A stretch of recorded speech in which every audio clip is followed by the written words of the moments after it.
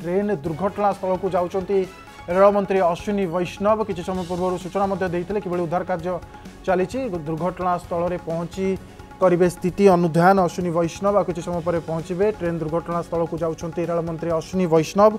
घटनास्थल में किभଳି रही चित्र केमिति चली उद्धार कार्य से संपर्क में अनुधान करेंगे आ किछि समय पर पहुंचे। तो वर्तमान समय ये बड़ अपडेट आसी पहुंचुची पश्चिमबंग जाउछंती रेलमंत्री।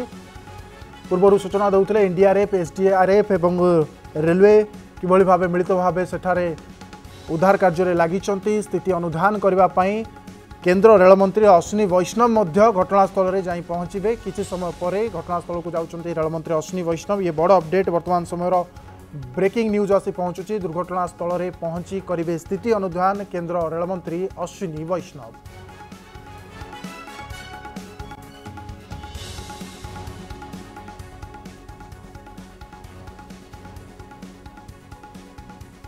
अधिक सूचना नबा ये घटना लगातार भाव आम नजर रही। जयदीप दासगुप्ता सीनियर जर्नलिस्ट पश्चिम बंग आम सहित जोड़ी जाती।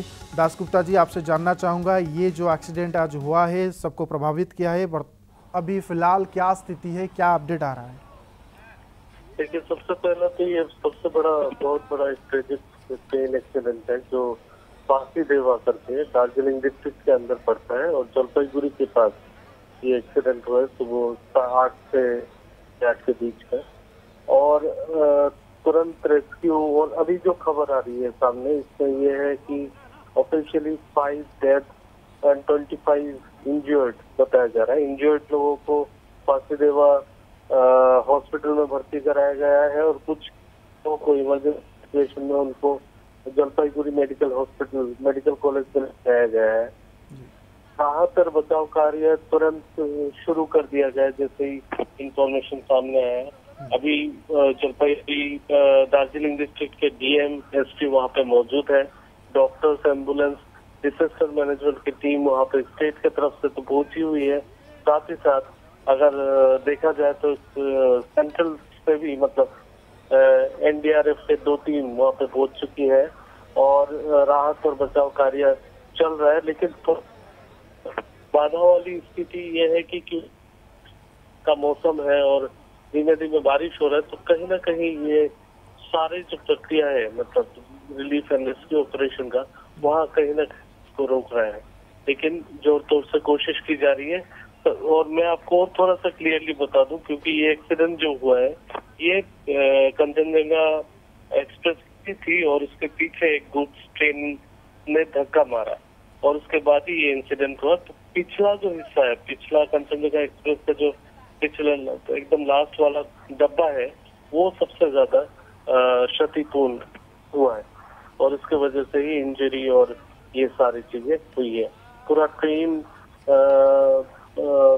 लकीली उस हिसाब से नहीं हुआ लेकिन पिछला डब्बा सबसे ज्यादा क्षतिग्रस्त हुआ।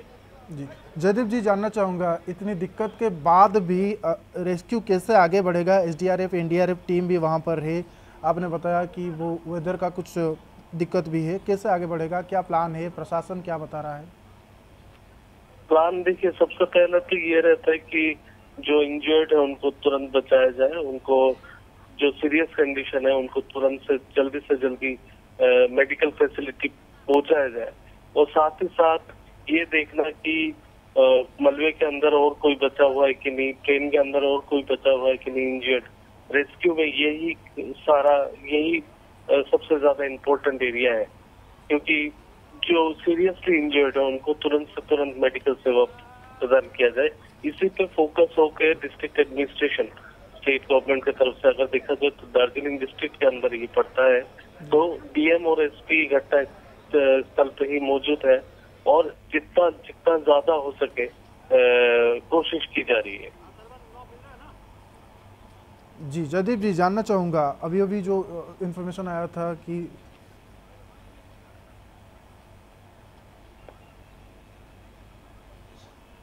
যদি দূরপাল্লার ট্রেনের এই লাইন বন্ধ থাকে বেশ কিছু সময় ধরে অর্থাৎ আজকে, তাহলে আমরা কলকাতাগামী অ্যাটলিস্ট আরও 1-2টি বাসের সংখ্যা আমরা বাড়াবো যাতে করে মানুষ নিশ্চিন্তে কলকাতা পর্যন্ত পৌঁছতে পারে।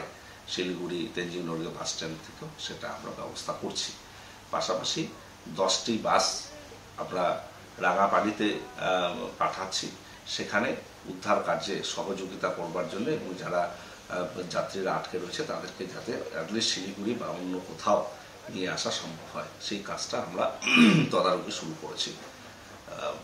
আমরা আশা করি যে মানুষজনকে অল্প সময়ের মধ্যে সেখান থেকে নিয়ে আসা সম্ভব হবে।